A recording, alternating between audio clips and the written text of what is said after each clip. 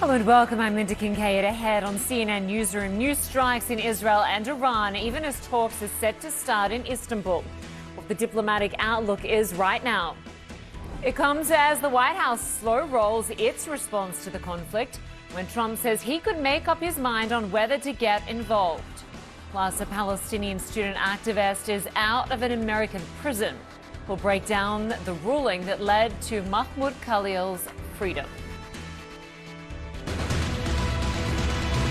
Live from Atlanta, this is CNN Newsroom with Linda Kincaid.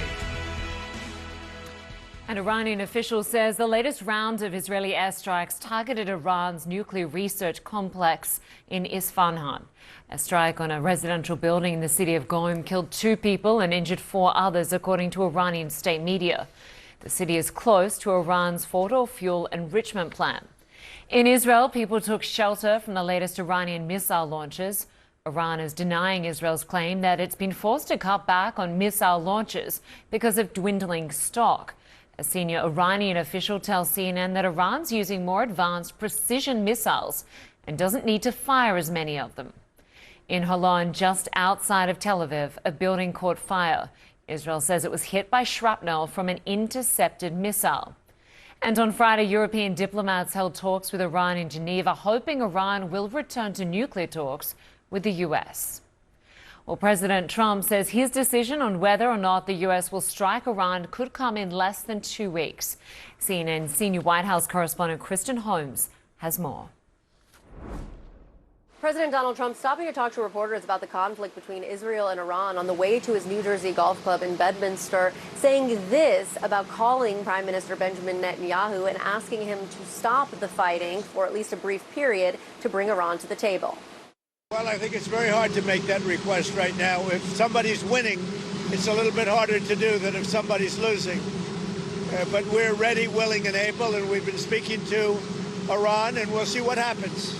And now this, of course, again, was in response to the Iranians saying that they would talk to the U.S. directly about diplomatic conversations about a possible nuclear deal, but only if the U.S. got Israel to stop its attacks on Iran. So it doesn't sound like that's going to happen. Now, President Trump was also asked about this 2-week period. He said it was enough time to get people to come to their senses, but also said that was the maximum amount of time, indicating that something could happen in terms of U.S. involvement before the 2 weeks was over. And one more interesting thing to point out that happened is he once again went against his director of national intelligence, Tulsi Gabbard, who back in March said that Iran was not developing a nuclear weapon, saying she's wrong. Emphatically, she is wrong. Of course, we have been reporting that there's been somewhat of a rift, at least from President Trump, when it comes to his DNI, because he believes that she is, quote, off message.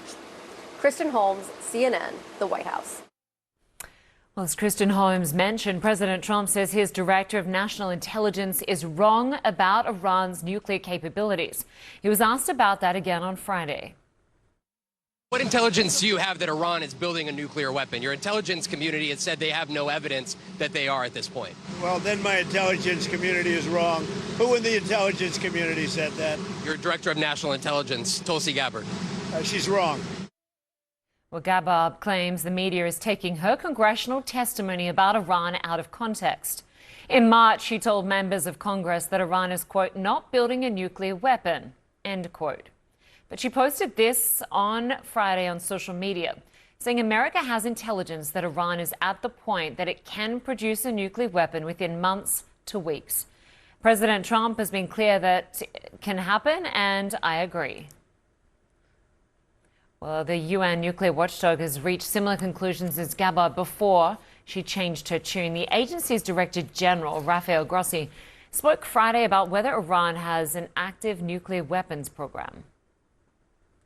We have confirmed that Iran does have, even now, enough material for several warheads. But this should not be equated with a nuclear weapon. We do not have, at this point, if you ask me, at this point, any tangible proof that there is a program or a plan to fabricate, to manufacture a nuclear weapon. There are different scattered activities here and there.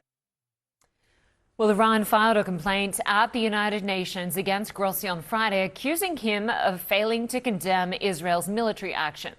According to an Iranian news outlet, the complaint also took issue with his approach to what Tehran calls its peaceful nuclear activities.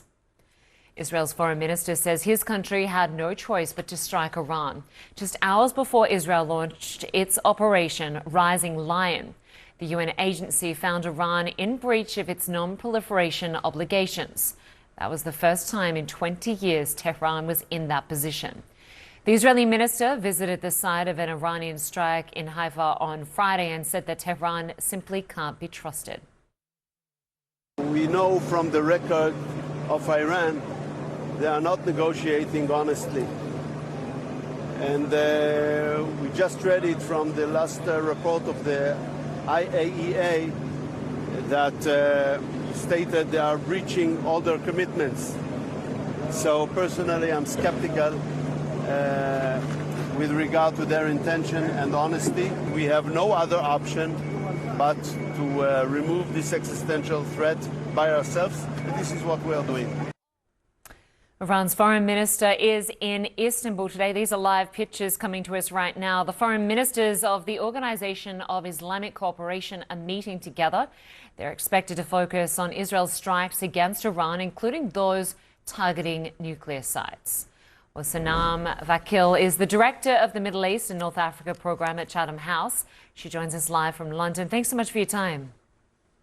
Good morning. Thanks for having me. So as we go to where Iran's foreign minister is meeting with those leaders from 57 Muslim majority nations in Turkey, this is an emergency summit, certainly signaling how rapidly this conflict is escalating in the region. Under what circumstances would we see other nations getting involved, whether it's supplying Iran with weapons or taking steps that could expand this into a broader regional war? Well, I think right now for the countries of the Middle East, the number one priority is to push for de-escalation, if not a ceasefire, and encourage all pathways back to the negotiating table. The worst possible outcome for the region, all Arab states and Turkey, includes the war spreading and involving counterattacks or strikes across the Middle East. So this meeting today in Istanbul, bringing together the Organization of Islamic Countries, is a very strong signal and important to see what communiques come out, that the region stands opposed to this war and is looking for de-escalation. You've written extensively about Iran's domestic political landscape. Is this conflict likely to strengthen the regime, particularly in light of Israel's suggestions that it could lead to regime change in Tehran? Well, obviously, this is a conflict, a war that is still very heated, and it's hard to see how, in this moment, the Iranian structure will change. I think it will change inevitably because it was always on the course of change. With Iran's supreme leader being 86 years old, change was coming. But regime change with an aerial operation from another country isn't likely in the cards. What I think the Israeli government is trying to achieve is to weaken and destabilize the Iranian government in the hope that there is unrest and fragmentation inside Iran.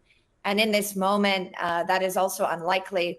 The Iranian government, of course, is trying to build solidarity inside, using rhetoric and trying to build momentum, calling this sort of a national struggle. And Iranians from across the spectrum, of course, feel very angry that they are being subject to war. It doesn't mean that they have suddenly re-legitimized their government.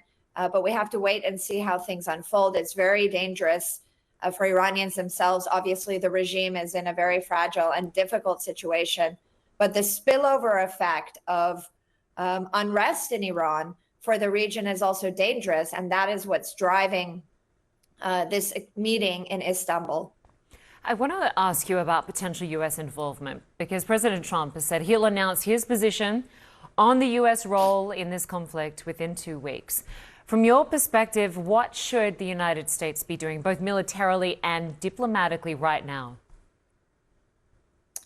Well, I think the president needs to make clear what his goals are. He continues to flip-flop, and I think without showing consistent and strong leadership, the United States looks as if it is being drawn in to a conflict, a war that is eerily similar to the 2003 Iraq War, and it contradicts President Trump's own criticisms of that war. He stood in Riyadh, Saudi Arabia, just about a month ago, repudiating past American regime change activities in the Middle East, calling for peace and partnership, and getting dragged into this war with no off-ramp, with no clear outcome and an agenda. And there's also uncertainty if a bombing campaign of Iran's Fordo facility will in fact be successful.